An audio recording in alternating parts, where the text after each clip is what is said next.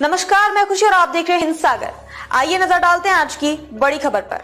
तमिलनाडु सरकार ने बजट 2025 से हटाया रुपए का सिंबल। देश में पहली बार हुआ ऐसा। तमिलनाडु सरकार ने बजट 2025 से पहले एक ऐसा ऐतिहासिक कदम उठाया है जिस पर सियासी बवाल तय है। तमिलनाडु सरकार ने राज्य के बजट 2025 के लोगों से आधिकारिक रुपए के चिन्ह को हटाने का फैसला किया है। इसकी जगह अब तमिल लिपि का इस्तेमाल किया जाएगा। ऐसा पहली बार हुआ है जब किसी राज्य ने राष्ट्रीय मुद्रा चिन्ह को नकारा है। इस तरह तमिलनाडु सरकार ने नेशनल एजुकेशन पॉलिसी (एनईपी) के विरोध में अपना रुख और मजबूत किया है। तमिलनाडु सरकार का यह फैसला केंद्र सरकार की नीतियों के खिलाफ एक बड़ा संकेत माना जा रहा है। यह निर्णय राज्य सरकार के राष्ट्रीय शिक्षा नीति (एनईपी) के विरोध को और मजबूत करता है।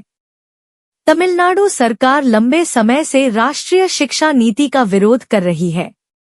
राज्य सरकार का मानना है कि यह नीति राज्य की भाषा, संस्कृति और शिक्षा प्रणाली के लिए नुकसानदायक है। इस फैसले को एनईपी के खिलाफ तमिल अस्मिता और क्षेत्रीय स्वायत्तता को मजबूत करने के प्रयास के रूप में देखा जा रहा है। इसे राज्य की भाषा, संस्कृति और शिक्षा प्रणाली के लिए हानिकारक मान रही है। बजट 2025 के लोगों वाली तस्वीर सामने आई है। इसमें साफ दिख रहा है कि बजट से रुपए का चिन्ह गायब है। उसकी जगह पर तमिल लिपि का इस्तेमाल किया गया है। तमिलनाडु के इस फैसले से यह संकेत मिलता है कि राज्य अपनी अर्थव्यवस्था और वित्तीय दस्तावेजों में अपनी पहचान बनाए रखना चाहता है।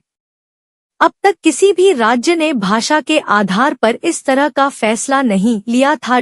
केंद्र से बढ़ेगी तकरार। तमिलनाडु सरकार का यह कदम संवैधानिक और आर्थिक बहस को जन्म दे सकता है, क्योंकि रुपए का आधिकारिक प्रतीक पूरे देश में मान्य मुद्रा चिन्ह है। अब देखना होगा कि इस फैसले पर केंद्र सरकार और आरबीआई क्या रुख अपनाते हैं। तमिलनाडु सरकार के इस फैसले से केंद्र और राज्य सरकार के बीच टकराव और गहरा सकता है। राजनीतिक और आर्थिक प्रभाव। यह फैसला न केवल राजनीतिक रूप से महत्वपूर्ण है बल्कि इसके आर्थिक प्रभाव भी हो सकते हैं। भारतीय रुपए का आधिकारिक प्रतीक 2010 में भारत सरकार द्वारा अपनाया गया था और यह पूरे देश में मान्यता प्राप्त है।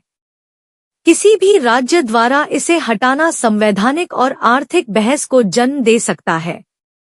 विशेषज्ञों का मानना है कि यह कदम तमिलनाडु और केंद्र सरकार के बीच नए तनाव को जन्म दे सकता है, क्योंकि यह आर्थिक नीतियों के प्रति राज्य की स्वतंत्रता को दर्शाने का प्रयास भी है। अब तक के लिए बस इतना ही। फिर होगी आपसे मुलाकात ऐसी एक और बड़ी खबर के साथ।